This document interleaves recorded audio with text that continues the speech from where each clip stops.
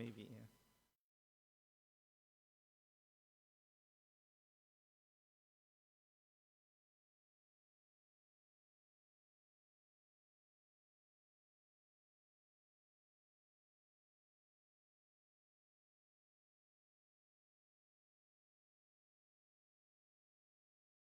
The Lordship Shri Radha Radhanath ki jai. Shri Giriraj Govardhan ki jai. Shriman Mahaprabhu ki jai. Srila Prabhupada ki jai.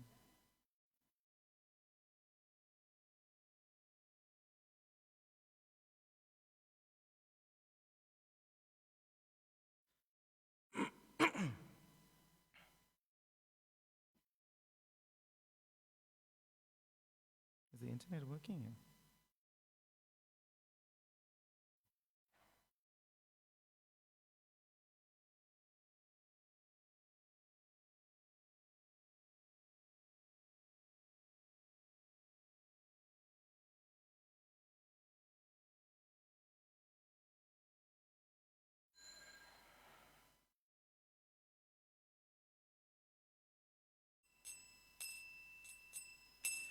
Jaya Radha Madhava Kunja Bihari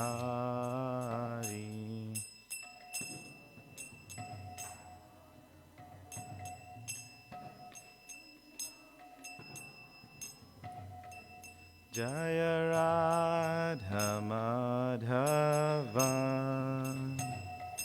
Kunja Bihari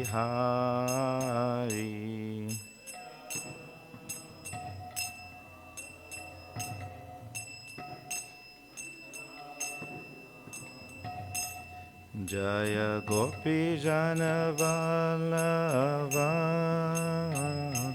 Jaya Giri Baradari Jaya Giri Baradari Jaya Gopi Jana Vallabha Jaya Giri Baradari Jaya Giri Baradari Yashodhanandana Braja Janaranjana Yashodhanandana Braja Janaranjana Yashodhanandana Braja Janaranjana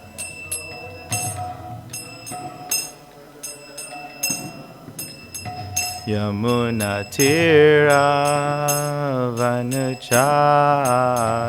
Yamuna Tira Vanachari Yamuna Tira Vanachari Yamuna Tira Vanachari Jaya Radha Madhava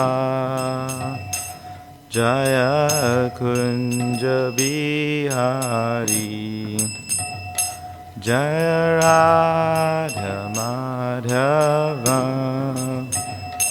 Jaya Kunja Bihari Hare Krishna Hare Krishna Krishna Krishna Hare Hare Hare Rama, Hare Rama, Rama Rama, Hare Hare, Hare Krishna, Hare Krishna, Krishna Krishna, Hare Hare, Hare Rama, Hare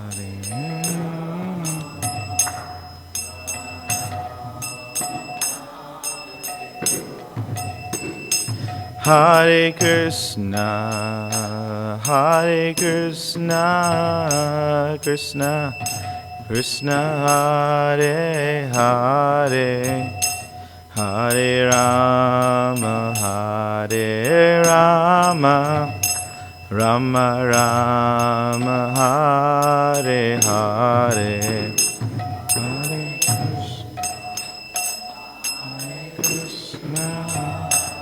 Krishna, Krishna, Hare Hare, Hare Rama, Hare Rama, Rama Rama, Hare Rama. Hare Krishna, Hare Krishna, Krishna, Krishna, Hare Hare, Hare Rama, Hare Rama, Rama Rama, Hare Hare.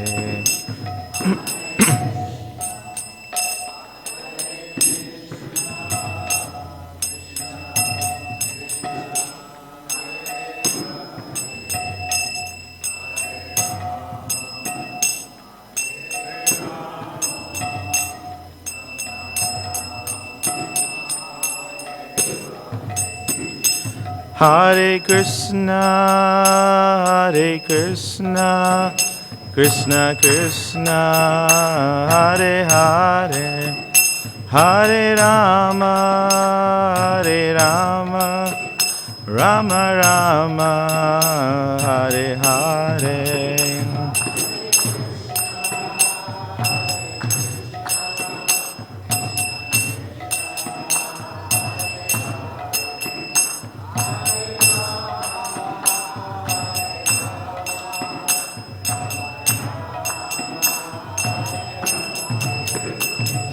Hare Krishna, Hare Krishna, Krishna Krishna, Hare Hare, Hare Rama, Hare Rama, Rama Rama, Hare Hare.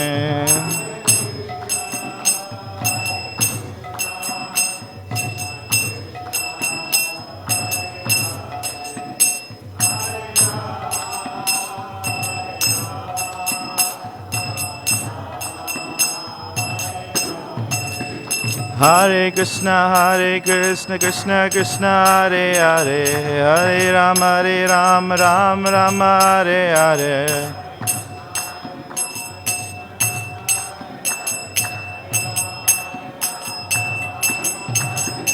Hare Krishna, Krishna Krishna, Hare Hare, Hare Rama, Rama Rama, Hare Hare.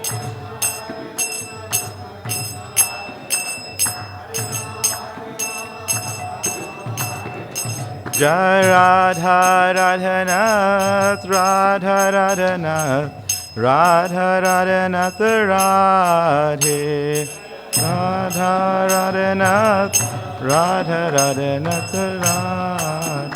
Jaya Radha Radhanath, Radha Radhanath, Radhe.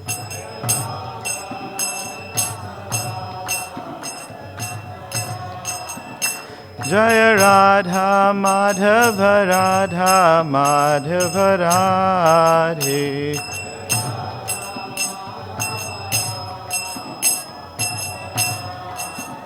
Jaya Giri Govardhan, Giri Govardhan, Giri Govardhan, Jai Giri Govardhan.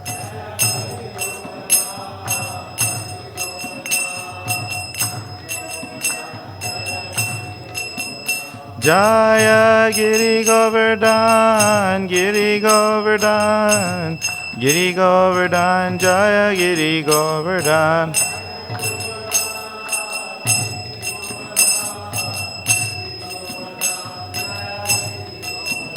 Jaya Nittai Gaura Hari, Nittai Gaura Hari, Gaura Hari.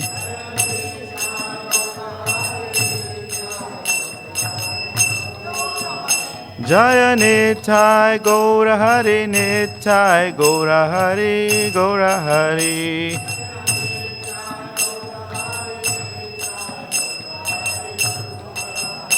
Jaya Prabhupada, Prabhupada, Prabhupada, Jaya Prabhupada.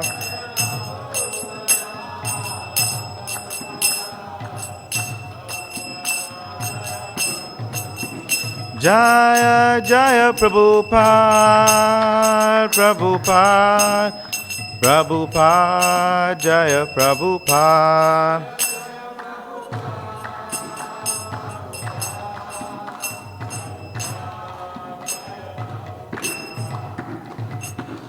Shri Shri Radha Radhanath ki jai, Shriman Mahaprabhu ki jai, Shri Giriraj Govardhan ki jai, Srila Prabhupada, Savior of the whole world, Srila Prabhupada ki jai.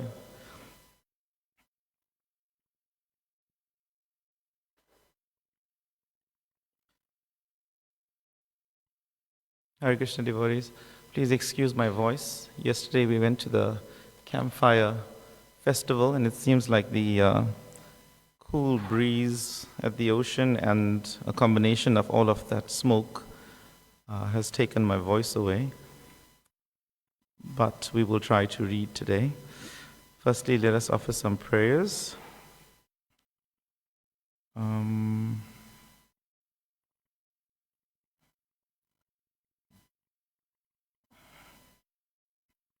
Jnana Timirandasya Gyananjana Shalakaya Chakshurum Militam Yena Tasmai Shri Guruve Namaha Shri Chaitanya Manobishtam Stapitam Yena Bhutale Swayam Rupa Kadamayam Dadanti Swapadantikam Vandeham Shri Guru Shri Yuta Padakamalam Shri Gurun Vaishnavamscha Shri Rupam Sagrajatam Sahagana Raghunatam Vitam Tam Sajivam Sadvaitam Sarvadutam Parijana Sahitam Krishna Chaitanya Devam Shri Radha Krishna Padan Sahagana Lalita Shri Vishakan Vitamscha He Krishna Karuna Sindhu Dinabandhu Jagatpate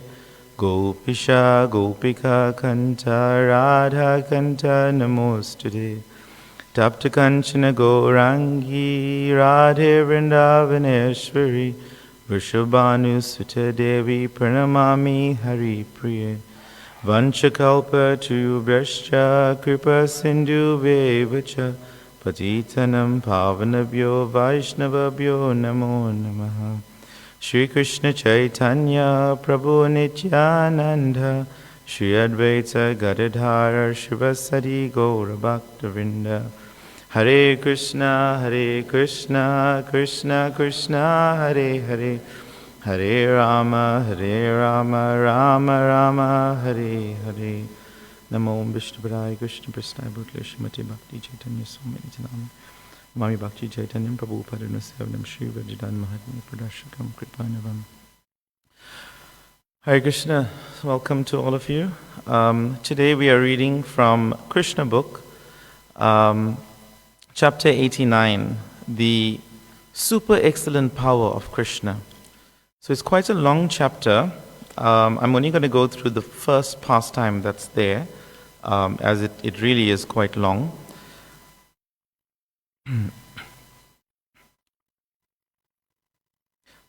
Long ago, there was an assembly of great sages on the banks of the Sri Saraswati, who performed a great sacrifice of the name Shatra. In such assemblies, the great sages present usually discuss Vedic subject matters and philosophical topics. And in this particular meeting, the following question was raised. The three predominating deities of this material world, namely Lord Brahma, Lord Vishnu, and Lord Shiva, are directing all the affairs of this cosmos. But who among them is the supreme? After much discussion on this question, the great sage named Brighu, the son of Lord Brahma, was deputed to test all three predominating deities and report to the assembly as to who is the greatest. Being thus deputed, the great sage Brighu Muni first of all went to his father's residence in Brahmaloka. The three deities are the controllers of the three material qualities, namely the qualities of goodness, passion, and ignorance. The plan decided upon by the sages was for Brigu to test which one of the predominating deities possesses the quality of goodness in full. Therefore, when Brigu Muni reached his father, Lord Brahma, because Brigu wanted to test whether Brahma had the quality of goodness, he purposely did not offer his respects to his father, either by offering obeisances or by offering prayers. It is the duty of the son or a disciple to offer respects and recite suitable prayers when he approaches his father or spiritual master. But Brigu Muni purposely failed to offer respects just to see Lord Brahma's reaction to this negligence. Lord Brahma was very angry at his son's impudence, and he showed signs which definitely proved this to be true. He was even prepared to condemn Brigu by cursing him. But because Brigu was his son, Lord Brahma controlled his anger with his great intelligence. This means that although the quality of passion was prominent in Lord Brahma, he had the power to actually control it. Lord Brahma's anger and his controlling his anger are likened to fire and water. Water is produced from fire at the beginning of creation, but fire can extinguish this same water.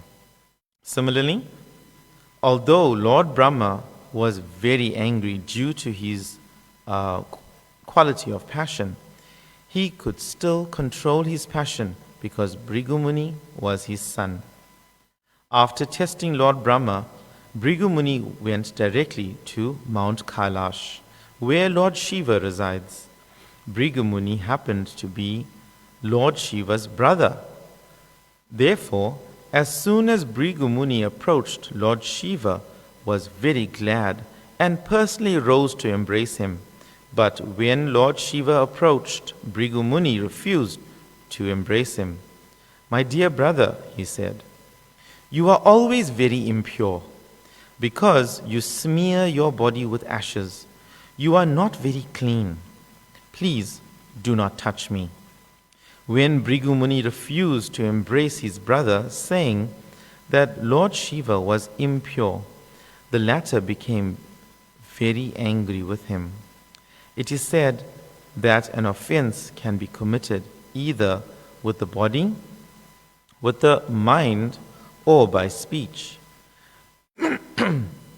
Brigu Muni's first offense committed toward Lord Brahma was an offense with the mind.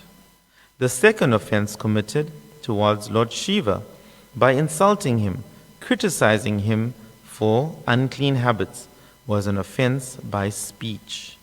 Because the quality of ignorance is prominent in Lord Shiva, when he heard Brigu's insult, his eyes immediately became red with anger. With uncontrollable rage, he took up his trident and prepared to kill Brigu Muni. At that time, Lord Shiva's wife, Parvati, was present. Her personality, like Lord Shiva's, is a mixture of the three qualities, and therefore she is called Trigunamayi.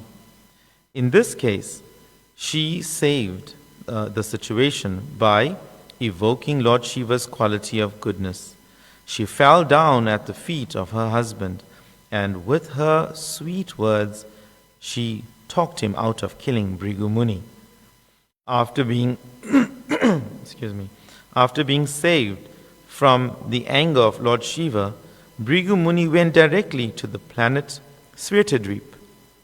where Lord Vishnu was lying on a bed of flowers in the company of his wife, the goddess of fortune, who was engaged in massaging his lotus feet.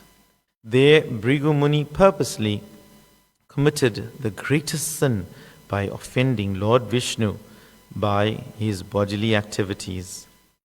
The first offense committed by Bhrigu Muni was mental. The second offense was vocal, and the third offense was corporal. These different offenses are progressively greater in degree. An offense committed within the mind is a positive offense. The same offense committed verbally is comparatively more grave, and when committed by bodily action, it is superlative in offensiveness. So Bhrigu Muni committed the greatest offense by kicking the chest of the Lord in the presence of the goddess of fortune. Of course, Lord Vishnu is all-merciful. He did not become angry at the activities of Bhrigu Muni, for Bhrigu Muni was a great Brahmana. A Brahmana is to be excused even if he sometimes commits an offense, and Lord Vishnu set this example. Yet, it is said that from the time of this incident, the goddess of fortune, Lakshmi Devi, has not been very favorably disposed toward the Brahmanas, and therefore, because the goddess of fortune withholds her benedictions from them, the Brahmanas are generally very poor. Bhrigu Muni's kicking the chest of Lord Vishnu was certainly a great offense, but Lord Vishnu is so great that he did not care. The so-called Brahmanas of the Kali Yuga are sometimes very proud that a great Brahmana like Bhrigu Muni could touch the chest of Lord Vishnu with his foot. But, in fact, when Bhrigu Muni kicked the chest of Lord Vishnu, it was the greatest offense. Although Lord Vishnu, being greatly magnanimous, did not take it very seriously. Instead of being angry or cursing Bhrigu Muni, Lord Vishnu immediately got up from his bed, along with his wife, the goddess of fortune, and offered respectful obeisances to the Brahmana. He addressed Bhrigu Muni as follows: "My dear Brahmana, it is the greatest fortune that you have come here. Please, therefore, sit down on this cushion for a few minutes. My dear Brahmana, I am very sorry that when you first entered my home, I could not receive you properly. It was a great offense on my part, and I beg you to pardon me. So you are so pure and great that the water that washes your feet can purify even the places of pilgrimage.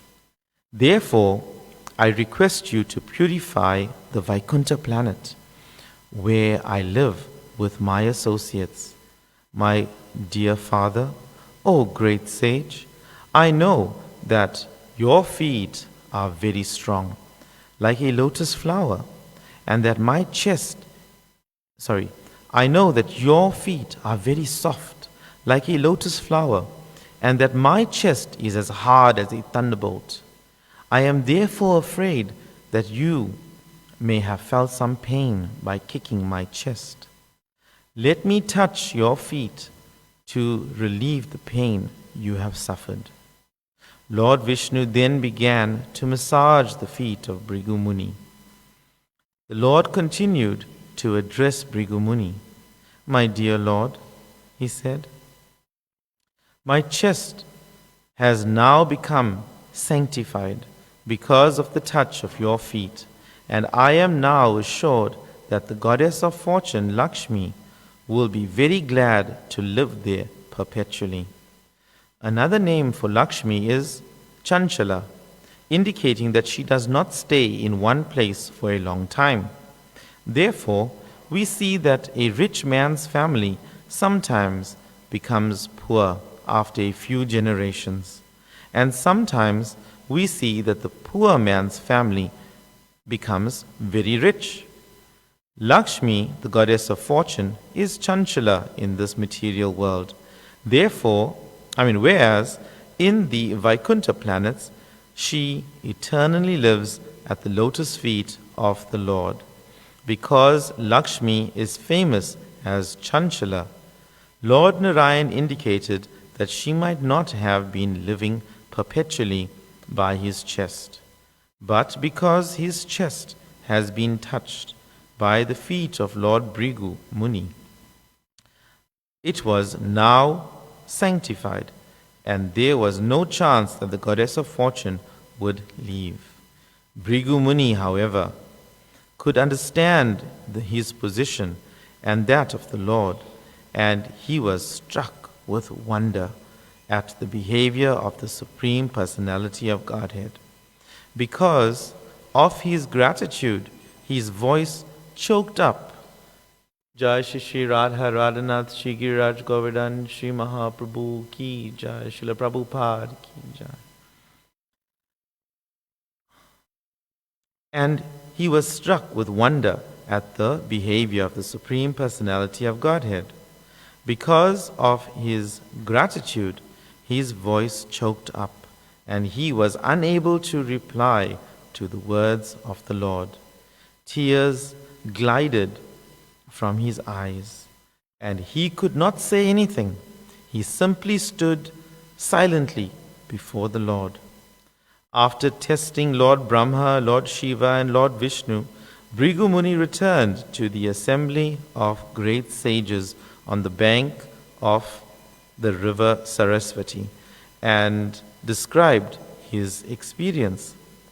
After hearing him with great attention, the sages concluded that of all the predominating deities, Lord Vishnu is certainly the greatest in Srimad Bhagavatam. These great sages are described as Brahma Vadinam. Brahma Vadinam means those who talk about the absolute truth but have not yet come to a conclusion. Generally, Brahma Vadhi refers to the impersonalists or to those who are students of the Vedas. It is to be understood, therefore, that all of the gathered sages were serious students of the Vedic literature, but had not come to a definite conclusion as to who is the Supreme Absolute Personality of Godhead. But after hearing of Bhrigu Muni's experience in meeting all three predominating deities, Lord Shiva, Lord Brahma, and Lord Vishnu, the sages concluded that Lord Vishnu is the supreme truth, the personality of Godhead, the Supreme Personality of Godhead. It is said in Srimad Bhagavatam that after hearing the details from Bhrigu Muni, the sages were astonished because although Lord Brahma and Lord Shiva were immediately agitated, Lord Vishnu, in spite of being kicked by Bhrigu Muni, was not agitated in the least. The example is given that small lamps may be agitated by a slight breeze, but the greatest lamp or the greatest illuminating source, the sun, is never moved, even by the greatest hurricane. One's greatness has to be estimated by one's ability to tolerate provoking situations. The sages gathered on the banks of the river Saraswati concluded that one who wants actual peace and freedom from all fear should take shelter of the lotus feet of Vishnu. Since Lord Brahma and Lord Shiva lost their peaceful attitude upon a slight provocation, how can they maintain the peace and tranquility of their devotees? As for Lord Vishnu, however, it is stated in the Bhagavad Gita that anyone who accepts Lord Vishnu or Krishna as a supreme friend attains the highest perfection of peaceful life. The sages thus concluded that by following the principles of Vaishnava Dharma, one becomes actually perfect. But that if one follows all the religious principles of a particular sect and does not become advanced in understanding the Supreme Personality of Godhead, Vishnu, all such labor of love is actually fruitless. To execute religious principles means to come to the platform of perfect knowledge. If one comes to the platform of perfect knowledge, then he will be uninterested in material affairs.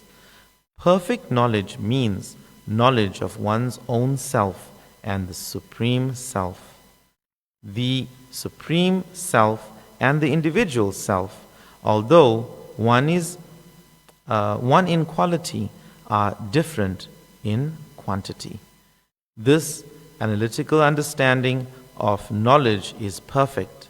Simply to understand, I am not matter, I am spirit, is not perfect knowledge.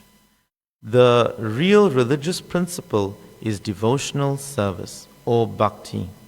This is confirmed in the Bhagavad Gita, where Lord Krishna says, give up all other religious principles and simply surrender unto me.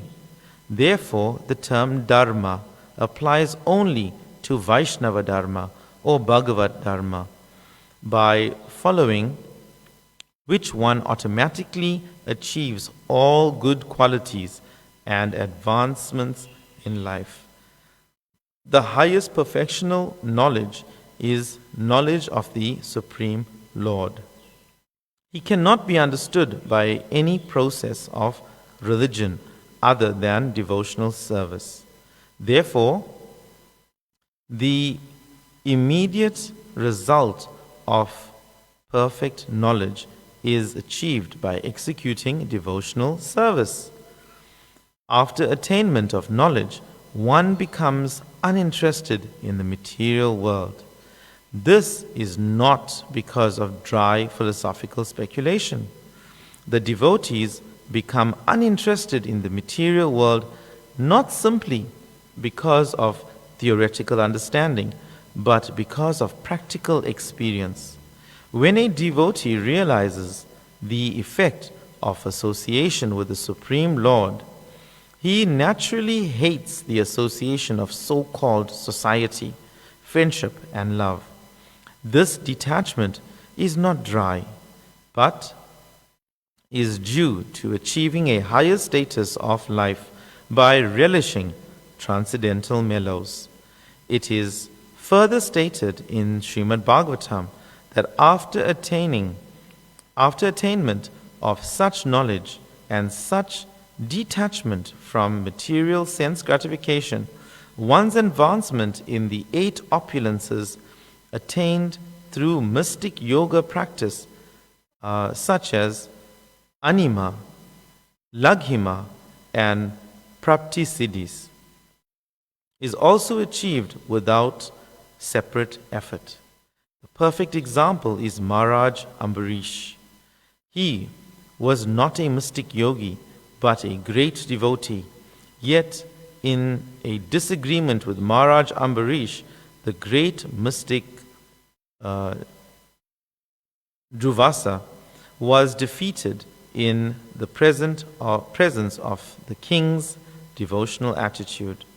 In other words, a devotee does not need to practice the mystic yoga system to achieve power. The power is behind him by the grace of the Lord. Just as when a small child is surrendered to a powerful father, all the powers of the father are behind him. When a person becomes famous as a devotee of the Lord, his reputation is never to be extinguished. Lord Chaitanya, when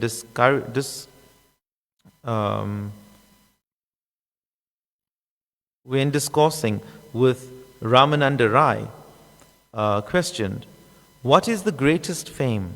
Ramananda Rai replied that to be known as a pure devotee of Lord Krishna is the perfect fame. The conclusion, therefore, is that Vishnu Dharma, or the religion of devotional service unto the Supreme Personality of Godhead, is meant for persons who are thoughtful. By proper utilization of thoughtfulness, one comes to the stage of thinking of the Supreme Personality of Godhead. By thinking of the Supreme Personality of Godhead, one becomes free from the contamination of the faulty association of the material world, and thus one becomes peaceful. The world is in a disturbed condition because of its scarcity of such peaceful devotees in human society. Unless one is a devotee, one cannot be equal to all living entities. A devotee is equally disposed towards the animals, the human beings, and all living entities. Because he, seeing every living entity as part and parcel of the Supreme Lord in the Upanishads, it is clearly stated that one who has come to the stage of seeing all living beings equally does not hate anyone or favor anyone.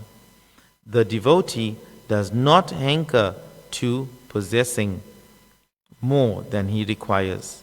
Devotees are therefore akinchana. In any condition of life, a devotee is satisfied. It is said that a devotee is even-minded whether he is in hell or in heaven. A devotee is callous to all subjects other than his engagement in devotional service. This mode of life is the greatest perfectional stage from which one can be elevated to the spiritual world, back home, back to Godhead. The devotees of the Supreme Personality of Godhead are especially attracted by the highest material quality, goodness, and the qualified Brahmana is the symbolic representation of this goodness. Therefore, a devotee is attached to the Brahmanical stage of life. He is not very much interested in passion or ignorance, although these qualities also emanate from the Supreme Lord Vishnu. In Srimad Bhagavatam, the devotees are described as Nipunha Buddhaya, which means that they are the most intelligent class of men. Uninfluenced by attachment or hatred, the devotee lives very peacefully and is not agitated by the influence of passion and ignorance. It may be questioned here why a devotee should be attached to the qualities of goodness in the material world if he is transcendental to all material qualities. The answer is that there are different kinds of people existing in the modes of material nature. Those in the modes of ignorance are called Rakshasas. Those in the mode of passion are called Asuras. And those in the mode of goodness are called Suras, or demigods. Under the direction of the Supreme Lord, these three classes of men are created by material nature. But those in the mode of goodness have a great chance to be elevated to the spiritual world, back home, back to Godhead. Thus, all the sages who assembled on the bank of the river Saraswati to try to determine who is the supreme predominating deity, became freed from all doubts about Vishnu worship. All of them thereafter engaged in devotional service, and thus they achieved the desired results and went back to Godhead. Those who are actually eager to be liberated from material entanglement would do well to accept at once the conclusion given by Sri Shukadeva Goswami. In the beginning of Srimad Bhagavatam, which is spoken by Shukadeva Goswami, it is said that hearing Srimad Bhagavatam is extremely conducive to liberation. The same fact is now confirmed by Sutta Goswami.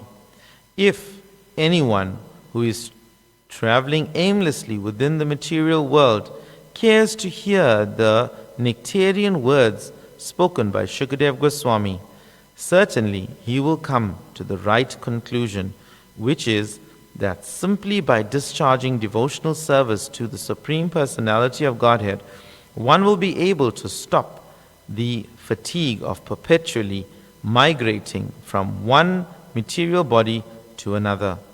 In other words, one who becomes fixed in loving devotional service to Vishnu will certainly be able to get relief from this journey of material life. And the process is very simple. One has to give oral reception to the sweet words spoken by Shukadeva Goswami in the form of Srimad Bhagavatam. Another conclusion is that we should never consider the demigods, even Lord Shiva or Lord Brahma, to be on an equal level with Lord Vishnu. If we do this, then according to the Padma Purana, we are immediately categorized as atheists. Also, in the Vedic scriptures known as Harivamsa, it is stated that only the Supreme Personality of Godhead, Vishnu, is to be worshipped, and that the Hare Krishna Maha Mantra or any such Vishnu mantra is always to be chanted. In the second canto of Srimad Bhagavatam, Lord Brahma says, "Both Lord Shiva and I are engaged by the Supreme Personality of Godhead to act in different capacities. Under his direction, in the Chaitanya Charitamrita, it is also stated that the only master is Krishna and that all others are in categories of life. All others in all categories of life are servants of Krishna only." In the Bhagavad Gita, it is confirmed by the Lord that there is no truth superior to Krishna. Shukadeva Goswami also, in order to draw attention to the fact that among all Vishnu Tattva forms, Lord Krishna is 100% the Supreme Personality of Godhead, narrated the story of an incident which took place when Lord Krishna was present. Once upon a time in... One second. Let me just check if I'm going into a next pastime.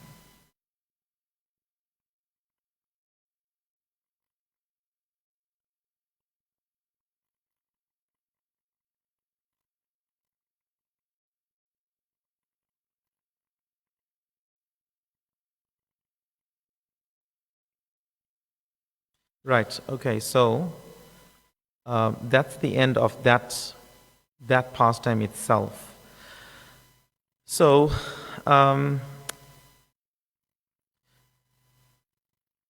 here we see, a lot of Krishna book is very self-explanatory, and we went through the entire pastime, but basically we see the three different modes within the material nature, and the predominating deities who are Lord Shiva, Lord Brahma, Lord Shiva, and Lord Vishnu. and how the modes of material nature actually affect the consciousness and the way one responds to certain situations. In the first situation, we saw that Bhrigu Muni's anger arose from his ego, expecting honor as the creator and as Bhrigu's father. But because of his emotional attachment to his son, he didn't show his full mode of passion. And it was subdued, somewhat subdued. So that we can see is in the mode of Rajaguna. Then we see Lord Shiva, who became extremely angry, who couldn't accept that his brother would disregard him in such a way, offending him with words. And he very impulsively took up his trident and wanted to kill his own brother. So you see, in the first instance, Lord Brahma was affectionate towards his son. So due to that affection, his nature was also of a little higher nature. So due to that affection, he didn't act on his emotion of wanting to chastise the son so much. But it was visible that he was upset. But then Lord Shiva couldn't control that anger. So it shows that he's not in Rajaguna, but rather in Tamaguna, where it's in the mode of ignorance, where he definitely showed more anger than Lord Brahma. And then, due to the affection of his wife, Parvati, he became subdued. So, despite being a very exalted devotee and highly renounced, Lord Shiva still was within the material modes. He was controlled by the material modes. And then lastly, we had Vishnu. And Lord Vishnu, who embodies all qualities of pure goodness, is Shuddha Sattva. He is not touched by ego. So you saw the first two examples where Lord Brahma and Lord Shiva, they were definitely affected due to their own false ego. Of course, it's all transcendental. But in order for the pastime to be carried out, they have to manifest these kind of qualities. So they were both affected by the false ego. The ego told them that, no, I should be worshipped by my son. I should be appreciated by my brother. I should be embraced by my brother. But Lord Vishnu, although the offense was far greater, the first offense was a very small offense, not recognizing the worth of the father. So relatively small offense, but it wasn't even vocal. It was just within the mind. And still, we saw that Lord Brahma became agitated. The second offense was a greater offense where he used his speech via words. So in the hierarchy of offenses, within the mind is a lesser offense, much lesser. There's not much offense reaction that you would get for that offense. But still, there is some reaction. Although in Kali Yuga, it's not as drastic. But you'll get some offense. Because when you have the offense within the mind, you always have it playing in the back of your mind. Oh, Satyarani did not give me Mangal sweets today. Oh, she didn't give me Mangal sweets today. But then, eventually that now gets propelled via the tongue. And then I say to another devotee, oh, Satyarani didn't give me Mangal sweets today. What does she think of herself? It's so offensive. I must have a Mangal sweet every day. This is the rule of this temple. But you see what happened? Because it was played in the mind constantly, then eventually it came out, right, by the lips. But then I still didn't get that Mangal sweet. So then I was so taken back by the fact that I needed to have that Mangal sweet that I barged into the Mangal sweet room and and just pushed the door open to get the Mangal sweet, but Satyarani was behind the door. Satyarani became hurt by me banging that door. So what happened now? The thought translated into an action. And the thought, which was in some ways a bit innocent, didn't really have the full effect of such a great offense. Now that thought actually hurt her. The action came from that thought. So ideally, we should control the thought. And when controlling the first level, we'll be able to control everything after. And this is the quality of a devotee, that the devotee is able to expertly even control one's mind. Not so easy, but still, this is what is required of a Vaishnav. So, further to that pastime, we saw that Lord Vishnu's humility was so great, and he was not touched by ego at all, that there was no anger. Instead, he thought, oh, my chest has actually hurt the foot of Bhrigu Muni. Rather, if it was me, okay, leave me. If it was somebody else, they would think, oh, you rascal, you came and you kicked me on my heart, on my chest. But here, Lord Vishnu is actually thinking, I disrespected him because I didn't rise. In Vedic culture, one should rise when receiving someone. One should rise, one should offer obeisances. And here, the Brahmana has entered. The Brahmana is the highest class of man. And Lord Vishnu did not actually offer any sort of respect, even by rising. So Lord Vishnu is thinking, no, I've committed some offense. Not that he kicked me. Because we all would say, oh, he kicked me. The offense is on his side. He kicked me. But rather, Lord Vishnu is so humble that he is expressing how he felt that he offended him. So look at that. This is pure quality above. It's in the mode of goodness, but actually above the mode of goodness. The highest quality. So, and he's teaching by example how one should accept an offense. One should accept an offense. Sounds a bit strange, right? Why should we accept an offense? Somebody offended us. They did something wrong to us. But we should accept that offense? It's definitely not something that we are taught in modern education. But how should one accept an offense? Basically is explaining to us that there's always some way of looking at things if you're in the mode of purity and goodness.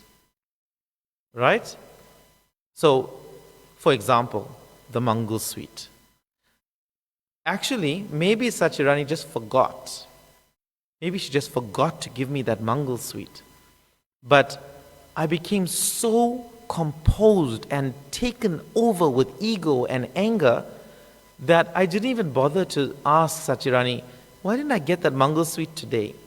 It's generally I get a Mangal sweet. Why didn't I get a Mangal sweet today? And actually, maybe she would have expressed herself that, I was busy, I had 50 annadans to see to, I had to pack all of these things, but I kept your sweet and you're going to get it a little later. Just by doing something simple like that, it could have alleviated this whole thing and she wouldn't have been in hospital from being banged by the door. Can you see? The nature of goodness has to always be the prominent part of a devotee's mind.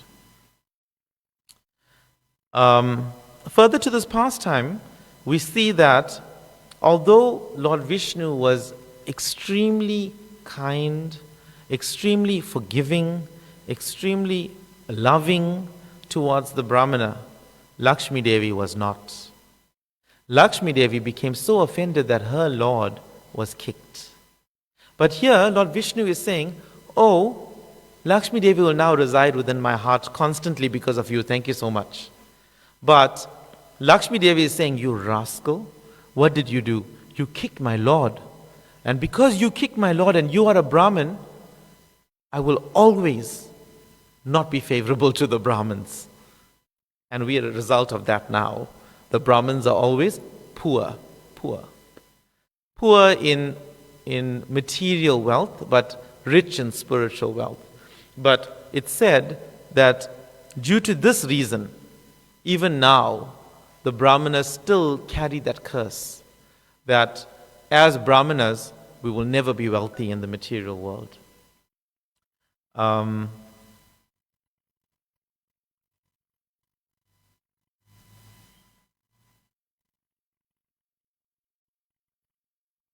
Yes. So what do we learn from Brigu's offense? Brigu's offense became a cause for us to witness the Lord's ultimate forgiving nature, one of Vishnu's most prominent natures. How many times we commit some offense? I, for one, can say that on a daily basis, there's probably hundreds of offenses that is being created. Just by walking past a Vaishnav and not receiving the Vaishnav, not acknowledging the Vaishnav, it's an offense. Sounds foreign, right? But it's an offense. If I just walk past you and I don't actually acknowledge you or greet you, it's an offense actually. But we do it every day. Every day, there's so many different devotees. We kind of carry on in our own way. But there's some offense.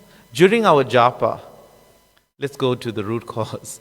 During our japa, how many times different thoughts come into our mind? We're trying to chant for 1 hour, 40 minutes, 2 hours, whatever it may be. And at least for me, I can say, I'm thinking of so many different things and keep on trying to bring my mind back to actually concentrating on the holy name. But how many of those mantras are actually purely chanted only on the holy name? There's some offense there. There's definitely some offense. So there's lots of offenses that we commit throughout the day. But Krishna as the Supreme Personality of Godhead and Bhakta Vatsala, the Lord and Master of all of his devotees, he's forgiving these offenses. Now that does not mean that we must now commit more offenses because, Krishna is Bhakta Vatsala, he will forgive us. Don't worry. Let us just go around not greet any devotees. It's not like that. Rather, it's that we should always work on ourselves to be on a higher level, on the mode of goodness, if not higher than the mode of goodness.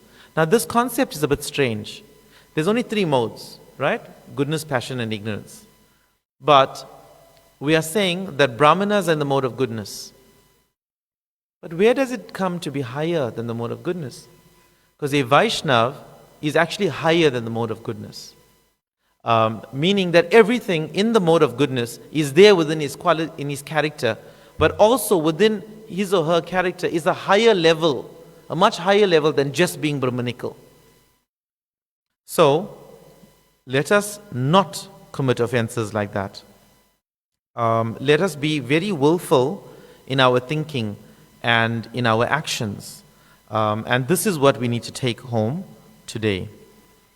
Of course, there's further pastimes that came from this pastime where Lakshmi Devi then left temporarily due to her anger of Brigu's act. It's mentioned in the Puranas that this now leads to further pastimes such as the appearance of Padmavati and Lord Venkateshwar's marriage in Tirumala. So I think we would stop there. But then Srila Prabhupada explains very emphatically that the way to get to this mode of goodness is to carry out devotional service. This is the highest platform that one can go into. And it's not that we follow like a textbook example of, for mode of passion, it's A, B, C, and D. So, okay, we know those things, so let's go to the higher one. Mode of goodness is A, B, C, and D. So we'll only be there. Because even by following the A, B, C's of mode of goodness, you still can falter. You still can falter. But within the process of devotional service, one becomes even more purified. So even though we know what's the ABCs of the mode of goodness, if we don't carry it out practically in devotional service, we will not actually be able to truly imbibe it within the heart.